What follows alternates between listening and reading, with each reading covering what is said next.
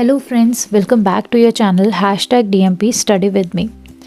सो आज के सेशन में हम बात करेंगे कि डिसीजन ट्री क्या होता है और डिसीजन ट्री लर्निंग क्या होती है। सो डिसीजन ट्री लर्निंग एक सुपरवाइज्ड एल्गोरिथम है जो कि क्लासिफिकेशन के लिए यूज़ होती है। नाउ डिसीजन ट्री लर्निंग एक मेथड है जिससे कि हम टारगेट फंक्शन को अप्रॉक्सीमेट कर सकते हैं। नाउ डिसीजन ट्री लर्निंग को हम एक डिसीजन ट्री के फॉर्मेट में रिप्रेजेंट करते हैं और इस रिप्रेजेंटेशन को हम इजीली इफ़ देन रूल्स में भी कन्वर्ट कर सकते हैं जिससे कि ह्यूमन रीडेबिलिटी को इम्प्रूव कर पाएँ। Now this is the representation of decision tree. Decision tree में जैसे कि ट्री के अंदर नोड्स होती हैं, रूट नोड होती है, इंटरनल नोड्स होती हैं और लीफ नोड्स होती हैं। सिमिलरली हमारे भी डिसीजन ट्री में आपके पास रूट नोड होती है, आपके पास इंटरनल नोड्स होती हैं। इंटरनल नोड्स को भी हम डिसीजन नोड्स बोलते हैं, okay. And we have leaf nodes. Leaf node represent करता है कि आउटपुट क्या होगा, okay. So likewise we have training example. यहाँ पर हम एक एग्जाम्पल लेकर चल रहे हैं। एग्जाम्पल क्या है? We have to predict whether the day on which we can play the tennis, okay. तो कौन सा दिन हो ऐसा होगा जिस दिन हम टेनिस खेल सकते हैं। सो हर एक दिन के लिए we have number of attributes. किसी भी दिन को डिस्क्राइब करने के लिए they presented us the number of attributes. Likewise we have outlook, कि आउटलुक कैसा होगा दिन का, सनी होगा, ओवरकास्ट होगा या रेन होगी। ह्यूमिडिटी कैसी होगी किसी भी दिन की, हाई होगा या नॉर्मल होगा। विंड कैसा होगा, स्ट्रॉन्ग होगा या वीक होगा। On the basis of these attribute values we will decide कि हम उस पर्टिकुलर डे पर टेनिस खेल सकते हैं या नहीं खेल सकते। तो in the same way the model or the system have to learn the same thing according to the attributes and its values, कि क्या क्या वैल्यूज़ होंगी जिस वैल्यूज़ से हमारा सिस्टम ये प्रिडिक्ट करेगा कि पर्टिकुलर डे पर टेनिस खेल सकते हैं या नहीं खेल सकते। So this will be learned by the decision tree. Now decision tree को रिप्रेजेंट करने के लिए वी नीड इंस्टेंसेस लाइकवाइज यहाँ पर एक एग्जाम्पल दिया हुआ है। आउटलुक सनी होगा, temperature should be hot, humidity is high and wind is strong. So the output will be, let's say I am giving the example yes. So in the same way we have the number of training examples and with the help of all training examples we have to come out with the output कि कौन कौन से features होंगे, कौन कौन से attribute की values होंगी जिसके बेसिस पे द सिस्टम विल डिसाइड और the system will predict the output whether we can play the tennis और we can not play the tennis, okay. So decision tree में जो भी हम डिसीजन ट्री को रिप्रेजेंट करते हैं, डिसीजन ट्री को रिप्रेजेंट करने के लिए we use the disjunction of conjunction of constraints on the attribute values of instances. So decision tree को जब हम क्रिएट करते हैं, सो डिसीजन ट्री में वी हैव एट्रीब्यूट्स और एट्रीब्यूट्स की वैल्यूज़ होती हैं।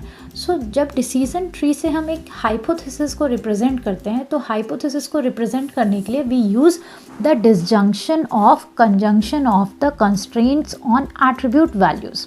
सो how we did that, just take an example, just go back, just take a look. If we are considering and if we want to take out a hypothesis for yes, for output yes, so what are the possibility, what are the different possibility for giving the S? So for first thing, see for outlook, if outlook is sunny and humidity is normal, it will give yes, okay. So let's take the example of yes. If the outlook is sunny and humidity is normal, humidity is equals to normal, तो आपका answer yes आएगा। और अगर outlook क्या होगा, overcast होगा, तो आपका आंसर यस आएगा। और अगर आउटलुक रेन हुआ एंड विंड आपकी वीक हुई, तो आपका आंसर इज येस। ये तीनों केसेस हैं जिसमें आपका आउटपुट क्या आएगा, येस आएगा।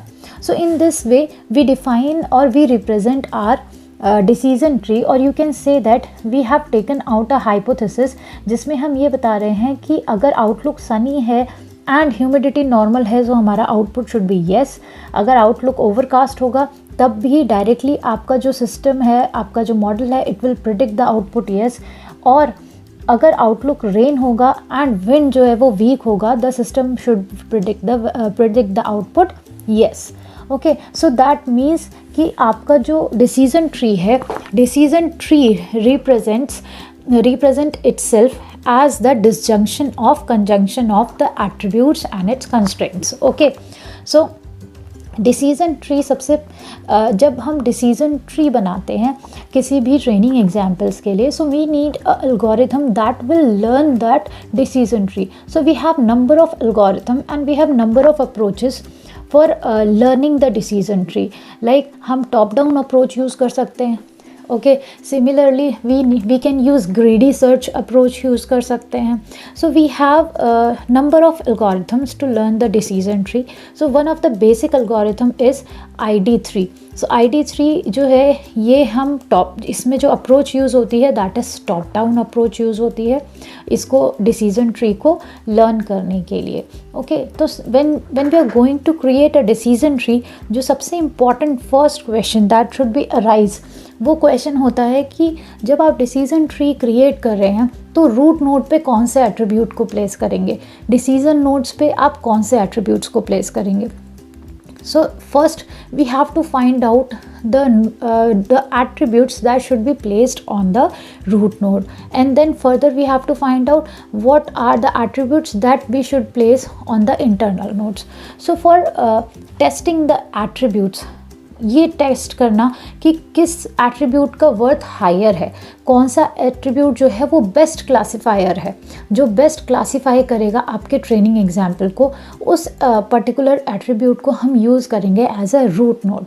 सो for testing the worth of the attribute we have the statistical test. So for today's session we just covered the basic of decision tree learning. Okay, in next session we will discuss about the ID3 algorithm, and we will also discuss how to create a decision tree by taking one simple example. Thank you for today's session and thank you for watching.